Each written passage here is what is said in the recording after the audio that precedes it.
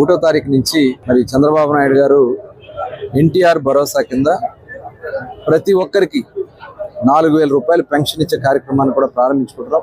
April నుంచి కూడా లెక్క పెట్టుకుని ఏప్రిల్, మే, జూన్ 3 నెలలకు కలిపి 3,000 రూపాయలు ప్లస్ జూలై 4,000 కలిపి 7,000 రూపాయలు రేపు 1వ తారీఖు ఉదయం 6 గంటల నుంచి నేరుగా ఇంటికి తీసుకొచ్చి వారికి స్వయంగా అందించే కార్యక్రమాన్ని కూడా మరి ప్లాన్ చేసుకోవడం జరుగుతుంది. అది కూడా అందించడం జరుగుతుంది.